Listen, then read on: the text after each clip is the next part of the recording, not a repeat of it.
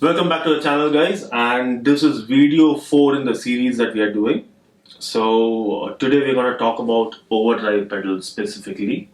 So if you've not seen the earlier videos, especially the second video where we talk about clipping and gain staging, and the previous video where we talked about boosters, do check it out. And this is going to be a 10-part series, so hit that subscribe button and the notification bell so that you don't miss out on the future videos. So today we're going to talk specifically about overdrives, and Shiv joins us again in this video today. He played a bass and he's got himself a new bass. So he started playing bass in the month of Feb, and he got this beginner learning bass and he's been doing a good job, and he's got himself a new bass. So it's a new guitar day or a new guitar video for him. So, okay, specifically, we're talking about overdrives. So, there are multiple points which I wanted to cover in this videos, or in this particular video rather, on overdrives. Before we get into overdrive specifically, let us understand the difference between overdrive and a distortion, because in the next video we're going to discuss distortion. In a very simple, term, it's the clipping. If you've seen the earlier videos, soft clipping versus hard clipping. So that's the difference between distortion and overdrive. Overdrive is a soft clipping, and distortion is hard clipping. To keep it simple, and in terms of the construction of the pedals, which we are going to talk about.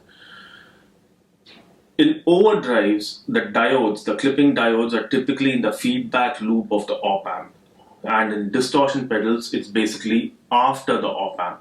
Now that's technical, so this is not going to be a technical video. This is going to be a video where we discuss the practical usages of these pedals. So I'm not getting very deep into the circuitry of this, but that's the main construction difference between an overdrive and a distortion.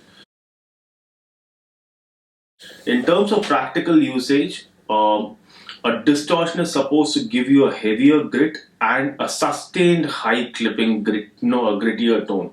Whereas an overdrive should give you a kind of the amp going into a breakup mode and then coming back. So you'll see a little bit of a fluctuation in the gain overall, and that's because of where the diode is placed. Now that's the difference between distortion and overdrive. Specifically to overdrives, now we are going to talk about only two types of overdrives which in this video, but generally overdrives are soft clippers, and if you need to classify them, you can actually classify them as transparent overdrives, something like maybe a clone, where the construction is very different, where the clean signal as well as the process signal move parallelly in the chain. And you have something like a tube screamer, which is a colored gain. Basically, it does not just overdrive the signal as it is, it basically boosts the mids. So that's what a tube screamer does.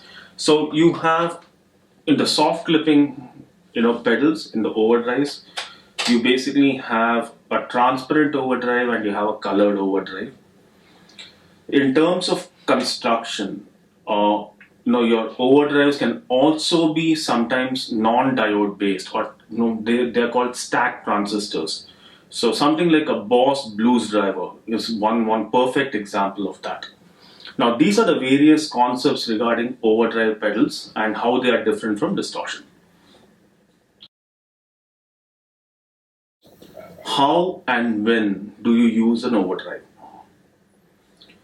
Typically, overdrives are used for achieving a higher gain, to stand out in the mix, or to change your tone, to cut through the mix, or to get that additional sustain without driving the tone to crazy limits. So that's one of the primary uses of overdrive. Now the things to watch out for when you're actually using overdrives, and we're going to get into the playing part in a while, where we actually put these pedals in different areas, and you can see what happens to the signal. But typically when you're using an overdrive, there are two golden rules.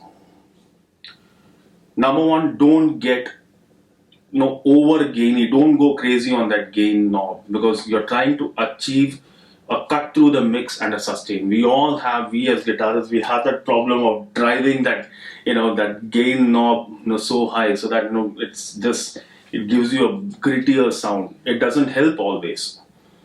So number one, be easy on that gain knob. Learn to use the tone knob so that you basically find your place. Second important part of using overdrives, if at all you need a grittier tone, you're actually better off, going in for a gain staging, and you'll see that in the video. Like for example, these are the two pedals we are specifically going to demonstrate, in the coming sections. Tube Screamer, great pedal, but the problem is when I take the drive beyond, say, 2 o'clock, it gets a little muddy. So the best way to actually achieve or boost my signal even more without getting my tone muddy is actually keeping the drive in sensible levels on the Tube Screamer and putting a transparent, overdrive in front of it. Or you can actually use a transparent drive where you can dime out the gain pedal without losing too much of signal integrity or tone integrity. So these are some of the points about using the overdrive pedals. Now what we're gonna do is basically demonstrate. We're gonna have a quick jam. So what we're gonna do is we're gonna use the Tube Screamer as well as this clone. Play through, keep it at various points, and I'm gonna give you we'll give you a clean tone reference to start with because that's very important.